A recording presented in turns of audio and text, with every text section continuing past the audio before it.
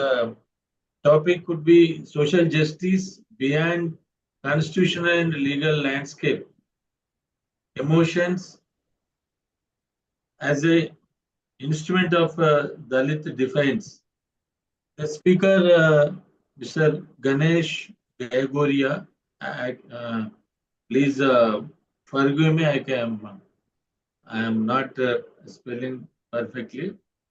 The another thing is Ganesh PhD candidate at the Center for Political Studies, School of Social Sciences, Jawaharlal Nehru University, New Delhi, and served as a visiting faculty at the National Law School of India, University, Bangalore, where he taught him his self-designed course on debates on emotions in law and social justice. His working PhD thesis is entitled Emotions, Politics, and Identity, analyzing anger in everyday Dalit politics in contemporary Uttar Pradesh. He holds an MPhil degree from the Department of Political Science, University of Delhi, on the thesis titled Politics of Recognition in Liberal Democracy, an understanding of epistemic crisis of Dalit Bahujan politics in India. He writes articles in various journals and newspapers, including Economic and Political Weekly, Socio-Legal Review, The Indian Express, The Scroll, and the Samaja, one of the prominent Odia newspaper. Welcome to Ganeshji. I think this topic also will be very interesting and unique. Uh, our friends, whoever attended this the session, they will also, I think, enjoy your speech. And anyway, we have to put in the YouTube. So many people also will see in future. Thank you, Ganeshji, to accept our invitation to speak on this subject. Thank you very much. I am happy to invite you and welcome you. Thank you, Ganesh. Okay, so thank you, Lakshmaya, for the invitation and also for this generous introduction. So let me talk about my topic. Basically, the title is Social Justice Beyond Constitutional and Legal Landscape, uh, Emotions as an Instrument of Dalit Defiance, where I will basically talk about, as we know, that social justice is coming through the lens of constitution, particularly to the marginalized communities in India. But let us discuss beyond what happened with social justice in the everyday struggles of the marginalized communities, particularly Dalits. So, as we know, the social justice in India is the product of social injustice of caste system. Under the traditional Hindu caste hierarchy, backward communities, particularly Dalits and women, have suffered for centuries because they were denied equality, education, and other opportunities for advancement. In this context, social justice of India provides benefits, facilities, concessions, privileges, and special rights to those who have been denied these rights for centuries. For B.R. Ambedkar, the concept of social justice stood for liberty, equality, and fraternity for all human beings. The caste system has played a significant role in the issues of discrimination, violence in the history of India, and continues to be a problem in contemporary politics.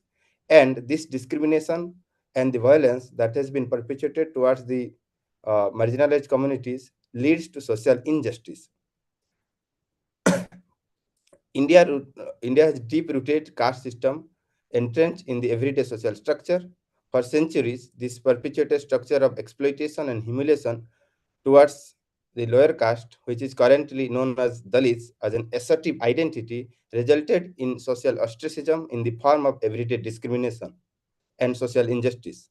Despite the prevailing discrimination law in India, and the modern nation state has failed to develop a robust framework to deal with it. The modern state has adopted various legal and constitutional provisions like Article 17 and SC/ST Atrocity Act 1989 to completely prescribe caste-based discrimination. The modern discrimination law recognizes that even if the same rule is applied to everyone, discrimination may occur because the rule significantly disadvantages a particular group in a society. The victims from the disadvantaged group are unable to get satisfactory justice due to the rigid sociological inequality and hierarchies of power structure that is prevail in the everyday social struggles. These cases include the Hathras rape and murder case in 2020, the Khairalanji massacre, and the Rohit Vemula suicide, and so on. In these cases, the social dominance of perpetrators and the lack of evidence show that the judicial or the court is unable to punish and provide justice to the victims. The social status of a particular group matters in the proper implications of discrimination law and the constitutional provision. By focusing on Article 17 and the SC/ST Atrocity Act 1989, Mark Gelenter criticizes the method of addressing untouchability laws as having a very sociological problem. Gelenter construes judges show cultural tolerance towards the practice of untouchability or discrimination by hesitating to give a severe punishment to upper caste perpetrators. According to him, the law's strong punitive measures make it imperative for the accused to fight cases actively to avoid punishment by hiring competent lawyers and often using illegal judicial strategy by marshalling witnesses or intimidating prosecution's witnesses. Thus, he argues, by raising the stakes, the new act has created a more discriminated and resourceful opponent, but it has done nothing to upgrade the performance of law. Nonetheless, due to the second democratic officers, the sociological issue regarding discrimination law was addressed, but later it continued as it is. Therefore, the question arises, when the exploitation and discrimination against Dalits are unable to be addressed by constitutional legal structure, how do they encounter to it? These questions can be understood by studying discrimination law from the societal perspective through emotions. Scholars like Puspa Ayar argues experiences of discrimination are plugged with most of the basic emotions like anger, fear, sadness, anxiety, despair, and are intertwined with cognitive and structural issues. Emotions enable us to understand caste complexities and everyday discrimination and provide an innovative political subjectivity. Gopal Guru explicates the interface of caste and emotions, which conspicuously visualizes a set of mediations on the traffic between untouchability practices and shame, indignity, and humiliation. The caste system is the cluster of emotions, which is a substantial component of the structural violence and discrimination that untouchability enacts on those whose birth is stigmatized, which echoes the emotional lives of Dalits. But the questions remain, how do the atrocities and exclusion of lower castes debar them from the social order? And on the other hand, the resistance to these practices of discrimination and assertively acknowledge a distinctive identity for self-respect or dignity. Does this self-respect movement, which is known as the politics of recognition, urge out of the emotions in the form of resistance and politics? The relationship between emotions and social justice in caste are connected broadly in twofold. Emotions like grief, trauma, pain, and misery generate the condition of hopelessness, humiliation, stigmatization, and destitution, which are not usually associated directly with politics. The other set of emotions, such as anger, hatred, and rage, are aggressively and directly associated with the politics in the form of defiance, response, and protest. In the case of caste, emotions such as grief and pain induce the destitution of caste, while emotions such as anger, rage, and hatred persuade the identity which is directly associated with the politics of social justice.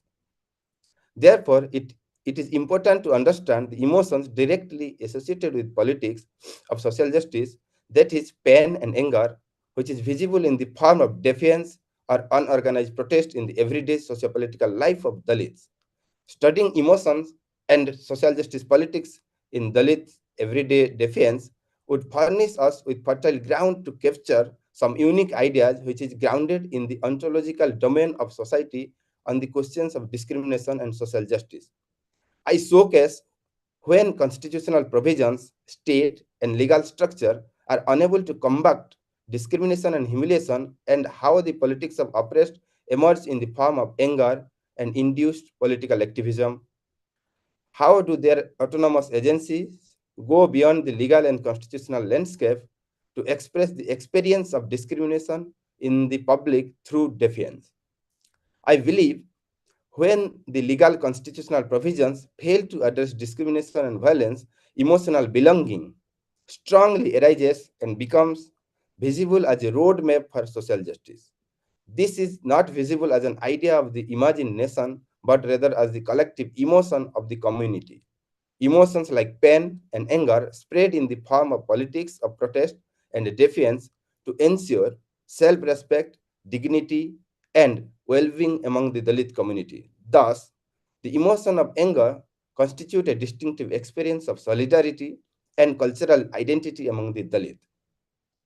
Meena Kandaswamy, after the Hathras judgment, painfully painted a poem that I would like to read here. In Hathras, cops barricade a raped woman's home, hijack her corpse, set it afire on the murderous night, deaf to her mother's howling pain in a land where Dalits cannot rule, they cannot raise or even mourn. This has happened before, this will happen again. Unquote. This vociferous outrage of a woman questions the true meaning of the Republican idea of nation and we the people of India enshrined in our constitution. This hopelessness, pain, anguish, courage to speak, and this desire for a change display anger. And the anger is the only way left for their defiance and survival. This voice of a woman not only represents the harm of the dignity and self-respect of one person, but simultaneously represents the harm of the community as a whole, rendering the social hurt. Here, the community as a whole humiliated. Likewise, the Hathras rape and murder, Rohit Vemula's institutional murder happened due to the belonging to a certain caste. These two incidents too hurt not only the individual as a self, but also the Dalit as a group. Both the victims suffered with pain, sadness, helplessness, fear, and anxiety. Anybody who belongs to this community can feel the trauma and suffering of the incident. Therefore, one can argue that oppressed communities no longer rely on institutions but embody emotions like anger and pain to help them fight against everyday atrocities and psychological trauma, thus bolstering their protest and defiance for dignity and self respect.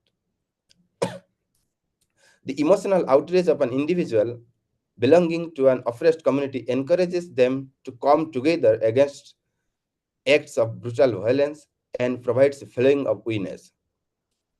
The emotions create a sense of weakness in the chaos of I and you. Brahma Prakash, in his seminal book Body in the Barricades, portrays we is I and you. It is I and we and you and you and you and you. We is the idea of coming together in the body and words, in alliances of bodies, in promised words that form a collective. But we is the problem here. Perhaps it is the most fundamental problem of politics. But we also reminds us of our shared humanity, commonality, our deep emotions that connect our emotional universe despite all the fractures and holes. Unquote. Anger, in particular, has the capacity of fuel, courage, and confidence amongst the masses for protest and create congruence with a feeling of weakness. Black rights activist Bell Hooks states, for across all differences of race, gender,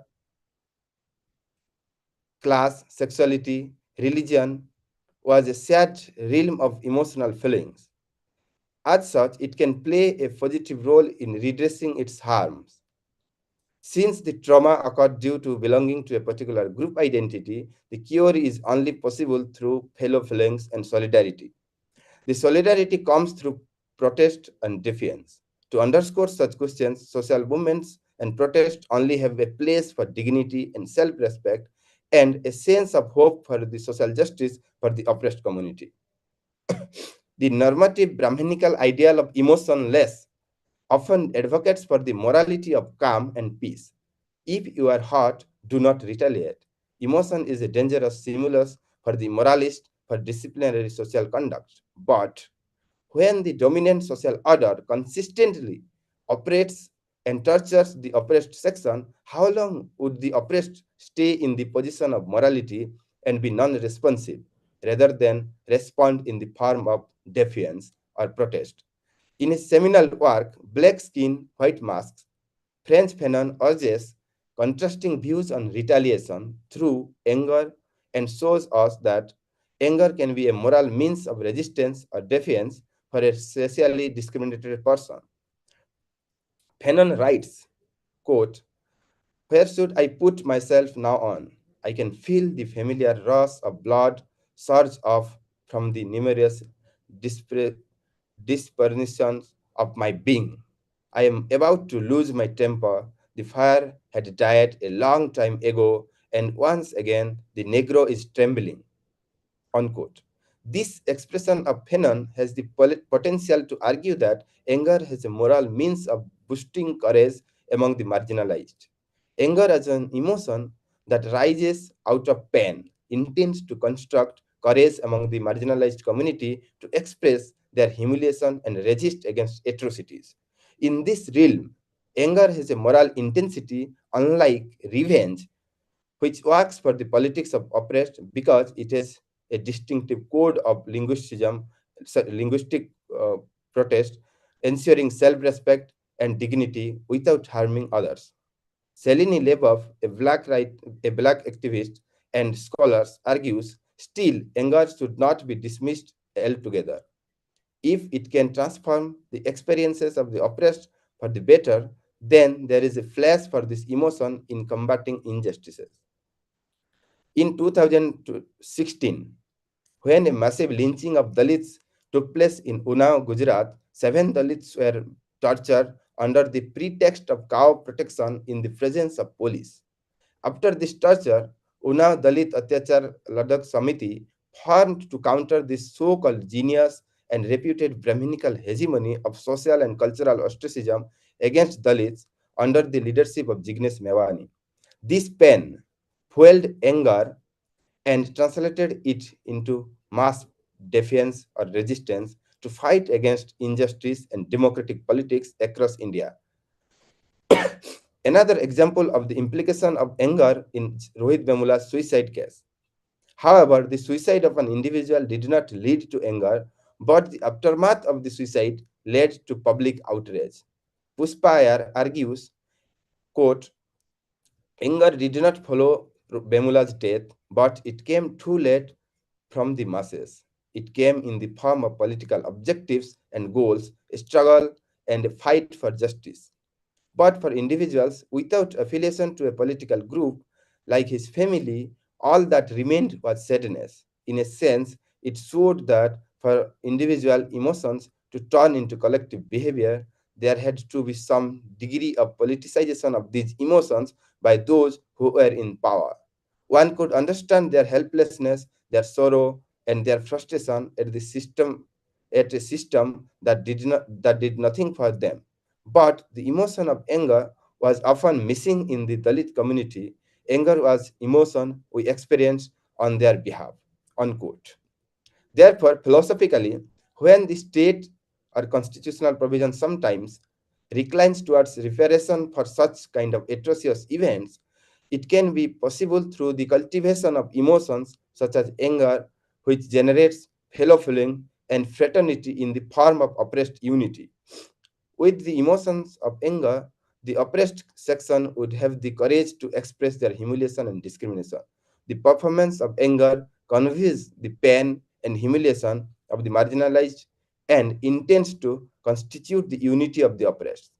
Philosopher Amya Srinivasan argues, relying on 20th century American feminist politics and thinker Audre Lorde, that women's anger, for example, is not only a source of energy for political ends, but liberating them from the helplessness and servility of women in patriarchal societies, but also serves as a source of clarification which helps them better understand their oppression and better see their oppressors. Likewise, this kind questions of this argument of Srinivasan in the context of gender justice, we can also replicate it into the social justice, particularly in the context of caste. Besides, Dr. B.R. Ambedkar's burning of Manusmriti made society refute it and educated the Dalits to re realize